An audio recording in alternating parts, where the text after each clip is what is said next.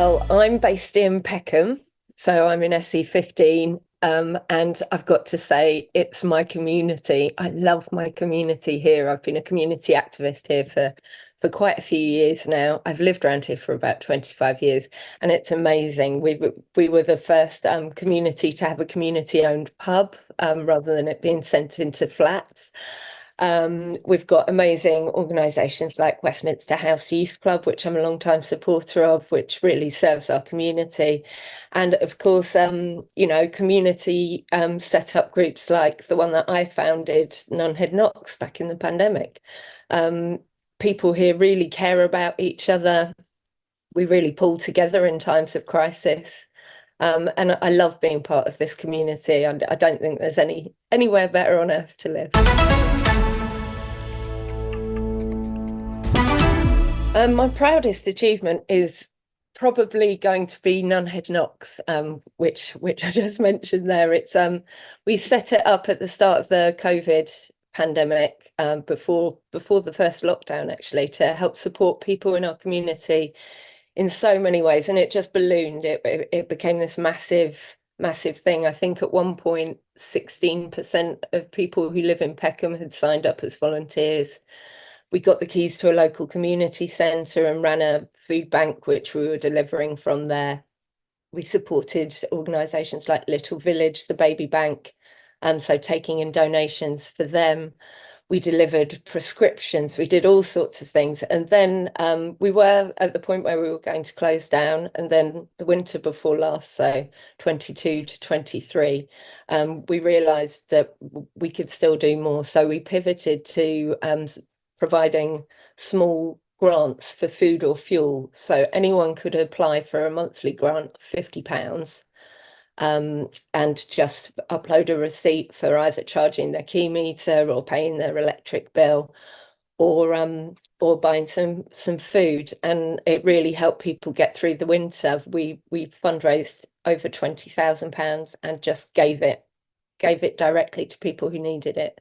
So yeah, it's probably that. I wish I could have kept it going forever, but trying to juggle running my own business and keeping my family afloat and maintaining that level of fundraising, it's a full-time job.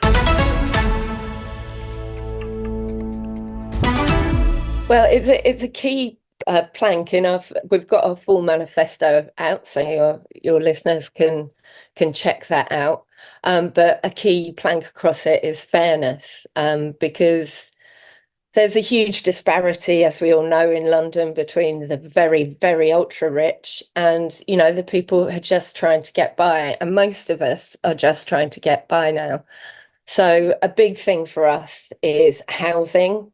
Thousands of people across Lambeth and Southwark live in temporary accommodation. It's often substandard temporary accommodation. So I would work with the mayor to buy up more homes for social rent, to get families out of temporary accommodation and into safe, secure, warm accommodation.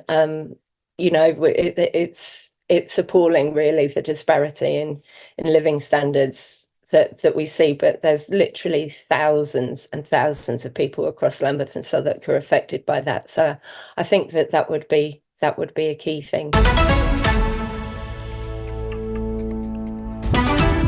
My biggest priority would be, given my background, to support community groups and youth services. Are the two big things for me, because I believe if communities and young people are well supported, that can only have fantastic, massive outcomes for London as a whole. I'm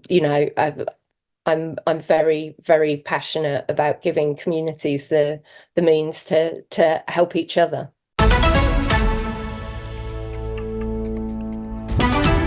Well, with all of the above, I think that our Green Assembly members have a fantastic record at holding the mayor to account. So there's lots of great footsteps to follow in there, whether it's Sian Berry, where she's maintained youth services and maintained funding to youth services, Whether it's Zach holding him to account about private jets, or whether it's the incredible Caroline Russell, who's been chairing the police commission on the London Assembly and has done fantastic work at holding him to account about the problems with the Met. So I'd like to follow in their traditions, and also things that will help all Londoners, such as this week I've been out with Caroline Russell. She's been doing a tour all around London, trying to campaign to get the mayor to use his powers to get more loos on the public transport system, which is a big issue for me. I'm a cancer survivor. And after I had cancer treatment, my world was shrunk considerably by where there were loos, where you could go getting around. And it's a crying shame that, in one of the greatest cities on earth, you can't find somewhere to spend a penny if you need to. And I think it's a public health issue. And that would be an area that I'd like to do more work on. Riverside.